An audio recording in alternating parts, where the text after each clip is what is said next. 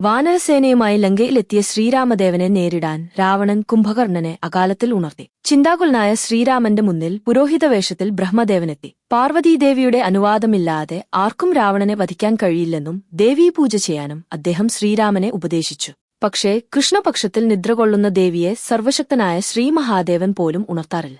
മറ്റു വഴിയില്ലാതെ ചൈത്രമാസങ്ങളിൽ നടത്തിയിരുന്ന ദുർഗാപൂജ ആദ്യമായി തണുപ്പുകാലമായ ആശ്വിനമാസത്തിലെ കൃഷ്ണപക്ഷ നവമി മുതൽ ശുക്ലപക്ഷത്തിലെ നവമി വരെ ബ്രഹ്മദേവ പൗരോഹിത്യത്തിൽ കാർത്യായനീ മന്ത്രങ്ങളോടെ രാമദേവൻ ആരംഭിച്ചു. ഹോമാഗ്നിയിൽ അർപ്പിക്കാനായി വായുപുത്രം കൊണ്ടുവന്ന് 108 നീലത്താമരകളിലൊന്ന് കാണാതെ വന്നപ്പോൾ രാമദേവൻ തന്റെ വലത്തെ നീലനയന കമലം ഒരു ശരത്താൽ ചൂഴ്ന്നെടുത്ത് ഹോമിക്കാനൊരുങ്ങി. സംപ്രീതയായ ദേവി പ്രത്യക്ഷപ്പെട്ട് താൻ രാമാസ്ത്രങ്ങളിൽ പ്രവേശിക്കുമെന്നും രാവണവധമുണ്ടാകുമെന്നും അനുഗ്രഹിച്ചു.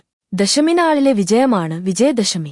ദുർഗാപൂജയുടെ ആദ്യ ചടങ്ങിലൊന്ന് അകാലത്തിൽ ദേവിയെ ഉണർത്തുന്ന അകാലബോധനമെന്ന് അകാൽ ബോധോൻ പൂജയാണ്.